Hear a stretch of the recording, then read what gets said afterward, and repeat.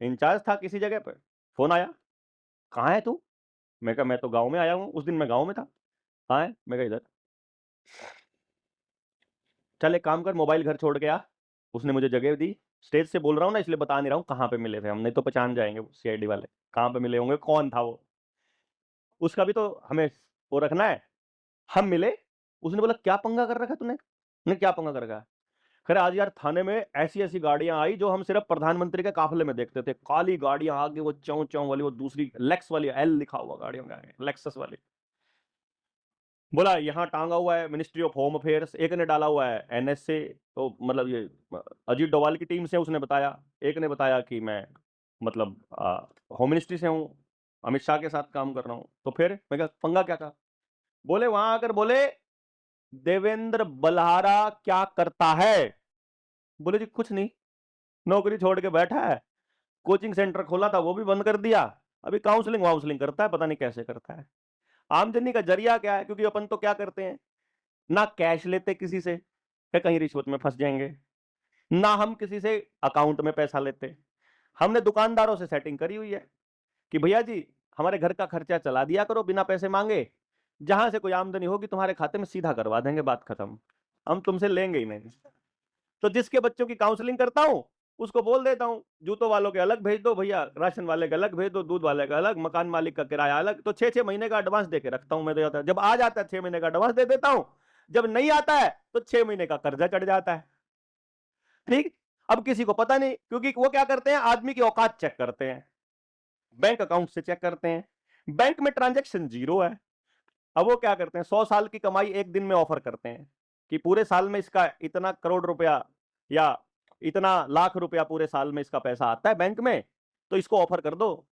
मान लो किसी का खाते में पूरे साल 20 लाख रुपया आता है या 40 लाख आता है, और उस आदमी को आप 50 करोड़ की ऑफर कर दो, तो सबसे पहले कैलकुलेशन करेगा मेरे जैसा आदमी, जो कैलकुलेट करता है, जो देखता है और जिसको लालच होता है, वो क्या करेगा, भाई मेरी 46 साल उम्र हो गई है, 10 एक साल और काम करूंगा, और आज तक जिंदगी में कुछ जोड़ नहीं पाया, ना मकान बना ना कुछ, सीधे 50 करोड़ आ रहा है, 100 साल की कमाई इकट्ठी आ रही है, काय को छोड़ना, अगले बच्चों का जिंदगी सुधर जाएगी, तो हाँ कर लेते हैं।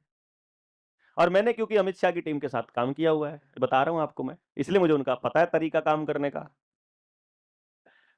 दिल्ली के चुनाव में, दिल्ली के एमसीडी के चुनाव में इलेक्शन मैनेज किया था हमने उनकी टीम के साथ, क्योंकि हमको भाजपा का काम करने का तरीका देखना था, दंगे कैसे करवाते हैं, ये तरीका क्या होता है। हाँ बैठ के प्लानिंग होती है अंदर।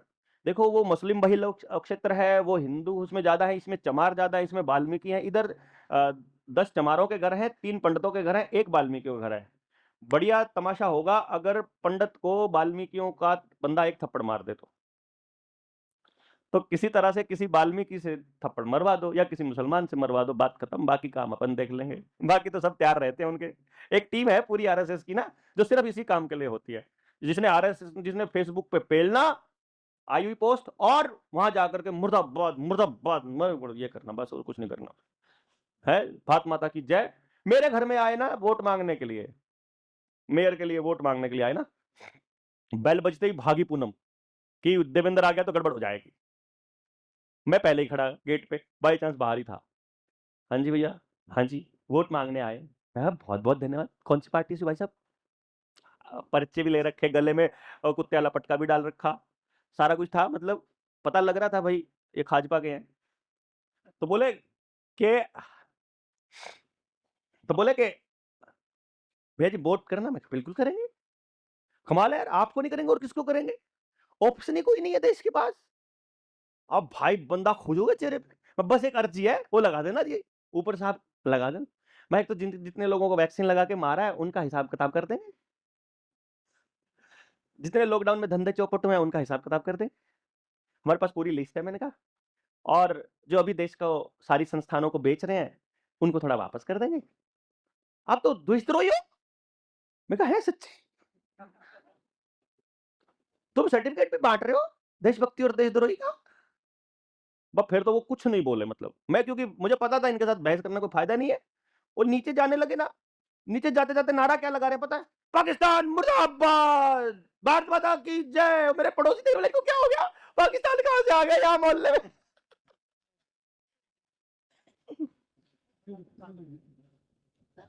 इतना जबरदस्त काम रहता है इनका। तो मैं बता रहा था ना कि हमने तो काम किया है टीम के साथ। हम लोग क्या करते थे, अब टिकट बिठाना है कोई, अब टिकट देखो कमाल की बात क्या होती है, इधर यादव ज्यादा है, इधर सहरावत ज्यादा है। सहरावत ये मानेगा नहीं, ये वोट काट रहा है, तो एक काम करो ना, ये जीत सकता है, एक और सहरावत को उठा दो। तो फिर वो एक बंदा जाएगा जो संघ का आदमी हो, क्योंकि संघ का आदमी कहता है हम तो राजनीतिक नहीं है, हम तो राजनीति करते हैं। वो फिर दूसरे सहरावत साहब के पास जाएगा जिसको कीड़ा होता है, कीड़ा तो पता ही होता है ना किस किस को है यहाँ पे। समझ लो दिवाली पे, भैया दूज पे, नए साल पे खंबे पे पोस्टर लगा मिले कि आपको हार्दिक शुभकामनाएं, तो समझो कीड़ा है। ठीक है ना।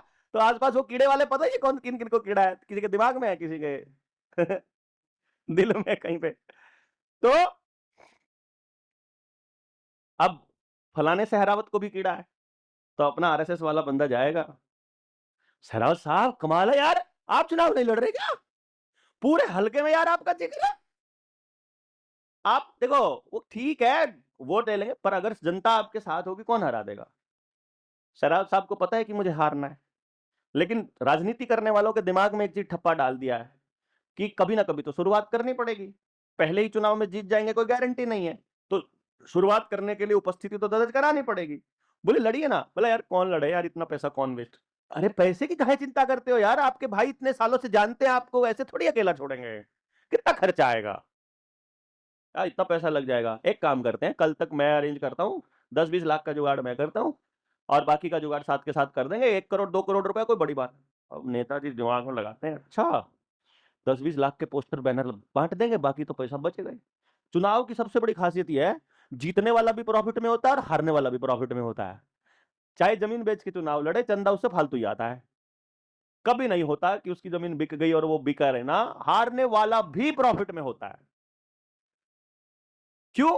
क्योंकि उसके साथ जो लगी है ना टोली, वो घोर मतलबी लोगों की टोली है, जिनको अपने काम निकलवाने हैं, और जिनको पता है, और दुकानदार जो है उसको मालूम है कि अगर सत्ता में ये आ गया और ये आदमी हार गया, तो हारने के बाद ये सत्ता में बैठे आदमी के एस्टेसी करेगा, विरोध भी करेगा रोज की रोज। और अगर किसी पॉलिसी में लालाजी बीच में फंसते होंगे और उसके लिए ये अगर मतलब पॉलिसी बनाएगा तो वो विरोध करेगा, तो अब लालाजी क्या करेंगे, इसको 5 लाख का चंदा देंगे तो 2 लाख इसको भी देंगे, 1 लाख इसको भी देंगे, 500 इसको भी देंगे। मैं लालाजी से पूछा, लालाजी सबको कोई दे रहा है, कुत्ते हैं साले, बोटी डालनी पड़ती है इनको। लालाजी नेता को कुत्ता बोलता है, बोटी डालनी पड़ेगी इसको, बात नहीं बनेगी, क्योंकि भौंकता है फिर ये चुनाव लड़ने के बाद। इसलिए तो विपक्ष नहीं बोलता ना, विपक्ष का नेता देखो 4 साल कुछ नहीं बोलता, भौंकता, वो पार्टी के खिलाफ ही बोलता है, पॉलिसी के खिलाफ कुछ नहीं बोलता वो। क्यों? क्योंकि लोकल लाला ने बोटी खिलाई हुई है कुत्ता समझ के।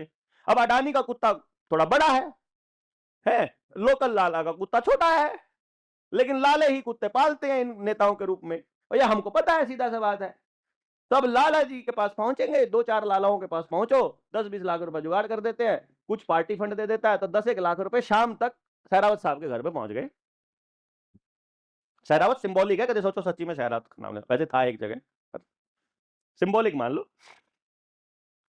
अब सहरावत साहब को 10 लाख दिख रहे हैं, जीभ लपलपा रही है कि फार्म भरने में तो 25,000 ही लगने हैं, बाकी खर्च करूं या ना करूं मेरे हाथ में है, 10 लाख तो आई गए, और लड़ने में हर्जी क्या, हारेंगे ही तो, बिना लड़े भी तो हारे ही बैठे हैं, पर पैसा जेब से नहीं लग रहा है। तो अब वो खड़े हो गए।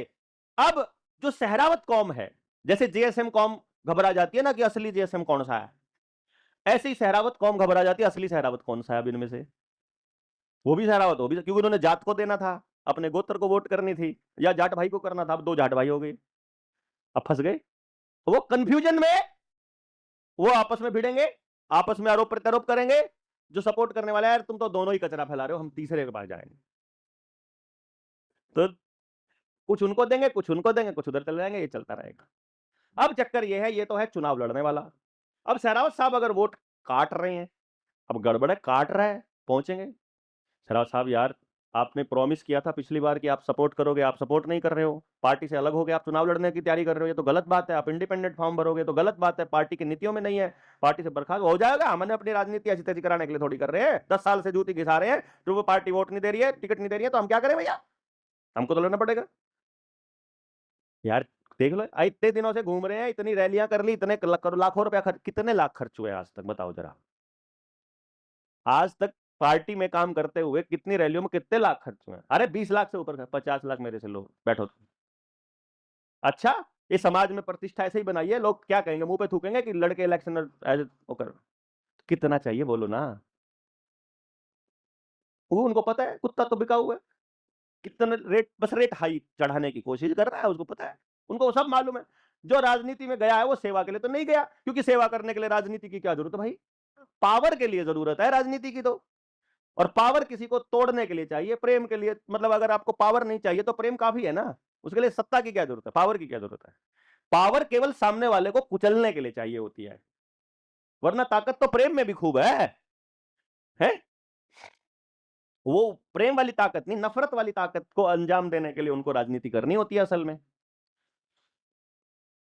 तो अब जी शेरावत साहब के ऊपर लगा देते हैं। शेरावत साहब का फोन नंबर उनकी ईमेल आईडी के साथ जुड़ा है, ईमेल आईडी उनके बैंक अकाउंट के साथ जुड़ी है, बैंक अकाउंट उनकी आईटीआर के साथ जुड़ी है, पैन नंबर के साथ, और पैन नंबर उनके आईटीआर के साथ जुड़ा है। तो आईटीआर में पता है साल की औकात कितनी है इसकी।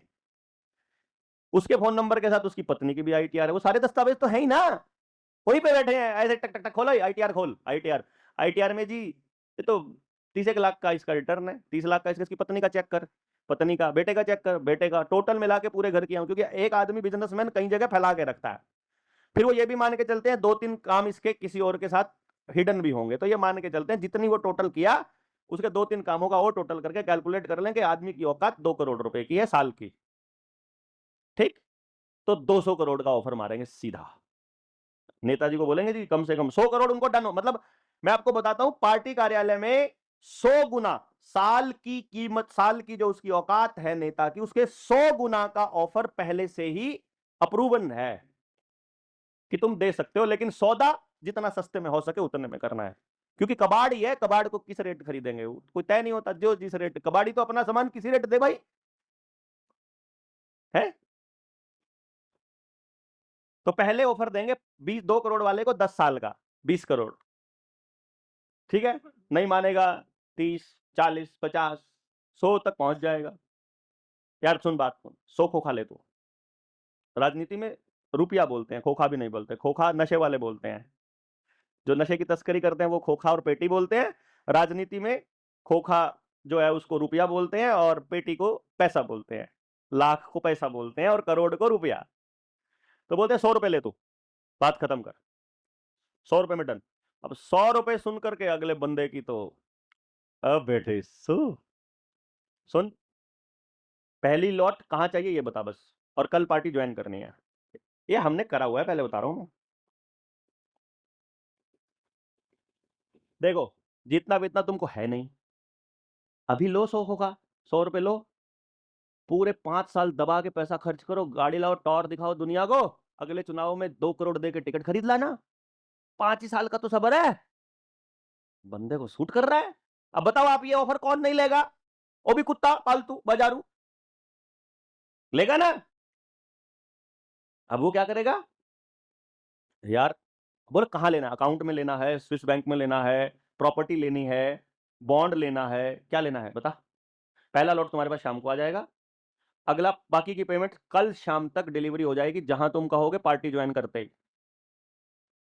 पार्टी ज्वाइन करनी पड़ेगी लेकिन, क्योंकि वही वोट काट रहा था, उसी की पार्टी ज्वाइन करनी है, चाहे ये विरोधी पार्टी का हो चाहे ये इंडिपेंडेंट हो। हाँ वो तो अलग बिल्कुल। अब जी क्या होता है मालूम है, पहला लॉट 2 करोड़ का, 5 करोड़ का, 10 करोड़, जितना भी मतलब उधर से ऊपर से आता है, सूटकेस में भर के जाता है, बड़े बड़े नोटों में भर के, उन दिनों तो 2-2 हजार वालों में जाता था, क्योंकि आसान था ना 2 हजार में रिश्वत देना, वो सब खरीद लिए सारे नेता, तो 2 हजार का नोट बंद कर दिया, सारे बीजेपी के दफ्तर खोलने थे वो बंद कर दिया, सूटकेस में गया भर के, बंदे को दे दिया, बंदे ने ले लिया, अगले दिन सुबह 10 बजे, ये एक वारदात बता रहा हूं, तो सिमिलर चलता है, कहीं थोड़ा मोटा इधर उधर हो जाता है वो, आप सिर्फ भावनाओं को समझो, है? नेताजी की भावना समझो, जनता की भावना समझो, आपके साथ क्या क्या होता है मैं ये बता रहा हूं आपको, क्योंकि मैं अंदर का आदमी हूं। पहले उनके अंदर गया, उनको देख के आया, तब पता चला कि असली देशद्रोही तो हम चुनाव लड़वाने वाले ही हैं।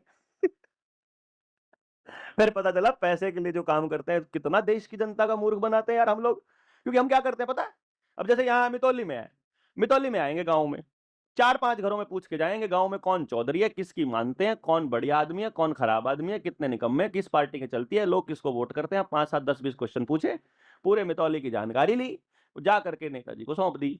अब वो हम मतलब हमको जो रिसर्च करने वाले, अब हम बैठ करके प्लान करते हैं, इतनी वोट है, पिछले चुनाव में बसपा को इतनी गई थी, भाजपा को इतनी गई थी, कांग्रेस को इतनी गई थी, इस बूथ से इतनी गई थी, इसका मतलब ये वाला बूथ जात पे वोट करता है, ये वाला बूथ नेता पे वोट करता है, इसका नेता खराब करना पड़ेगा, इसकी जात का झगड़ा करना पड़ेगा, ऐसे करके प्लान होता है। कहीं सोच रहे हो आप? Everything is plan like this, booth wise, कि इस बूथ पे इसका इसका झगड़ा कराना है, इस बूथ पे ये करना है, इस बूथ पे ये करना है, ये सब चलता है। तो वो रिसर्च करके नेताजी को बोल देते हैं, फिर नेताजी को बता दिया जाता है कि जी मितौली के आसपास के लोग आ रहे हैं, 4 गांव की सभा है, चारों गांव की ये हालत है, यहाँ इस टाइप के लोग हैं, तुमको टारगेट इस कौम को करना है, बस बोल दो, ये वाली बात बोल दो, सब इशारा अपने आप हो जाएगा। बाकी सब कार्यकर्ता तो हैं ही, वो तो पागल ही हैं, पार्टी का नाम पे जो चलते हैं। वो कैसे हैं पता है? तो जितने ये पॉलिटिकल पार्टियों के कार्यकर्ता हैं, इनके गले में हड्डी दे रखी है, नेताजी ने मुंह में हड्डी दे रखी है। अब वो हड्डी को चबाते हैं, वो अंदर जख्म करती है और लहू निकलता है, अपना ही लहू पीता रहता है, कुत्ता सोचता है हड्डी में से निकल रहा है जूस। ये पॉलिटिकल पार्टी का कार्यकर्ता की हालत है। ठीक है ना? उसको ये नहीं पता है, वो अपना ही लहू पीता रहता है, खुद का ही, खुद के परिवार को खत्म करके। क्योंकि पॉलिटिकल पार्टी के लोग तो एक है, ये तो जब चाहे जिस पार्टी में शिफ्ट हो जाएंगे, कोई फर्क नहीं पड़ता इनको, इनको सत्ता चाहिए खाली, इनको ना भावनाओं से कोई मतलब, ना कुछ और मतलब, केवल सत्ता। पैसे से सत्ता, सत्ता से पैसा। और जो भी पॉलिटिकल हो जाएगा, उसे गद्दी बचानी है, तो भाई गद्दी बचाने के लिए तो राजाओं ने अपने भाइयों के कत्ल कर दिए, गद्दी बचाने के लिए, इसलिए गद्दी पर नहीं बैठना भैया, कुर्सी पर नहीं बैठना। इसलिए कहते हैं हम कि हमको चीटिंग करनी ही पड़ेगी। मैं आपको बता रहा हूं, अगर किसी आदमी को आपने ताकत दे दी तो वो चीटिंग करेगा ही करेगा। ताकत अपने पास रखो, गद्दी पे किसी गधे को बिठाओ ना यार, तो जनता सरकार मोर्चा भी गधे छांटेगा, लेकिन हम गधे नहीं छांटेंगे। हम इसमें देख रहे हैं नेताजी को यहां हल में जोत रखा है, दिख रहा है अपना जो लोगो है उसमें नेताजी को, ये रहा देखो, ये रहा। किसान पीछे से डंडा लेके चल रहा है और बैल की जगह नेताजी है, तो हम बैल तैयार करेंगे अपना। तो जिसको बैल बनना हो जनता सरकार मोर्चा का, आ जाओ भैया, हम तो घोड़े हैं, हम तो दौड़ेंगे। है कि नहीं भाई? इतना क्लियर तो कोई कुछ नहीं कहता। ठीक है, हम गधे नहीं होंगे, हमारे वाले बैल होंगे, और चाबुक हमारे हाथ में होगा। किसके? आप सब लोगों के। वो आखिर तक जब ट्रेनिंग करेंगे, जब गांव में जाएंगे, गांव वालों से हम हरियाणा में आपसे करके दिखाएंगे कि ये हरियाणा के हर गांव ने कर दिया, तो आपके गांव को कौन रोक रहा है? केवल समझ और निकलना, निकलोगे आपके गांव चालू हो जाएंगे। समझे ना? तो ताकत रखनी है गांव के लोगों के पास, और काम करवाना है बैल से, मतलब नेताजी से, और कुत्तों से छीनना है सब कुछ।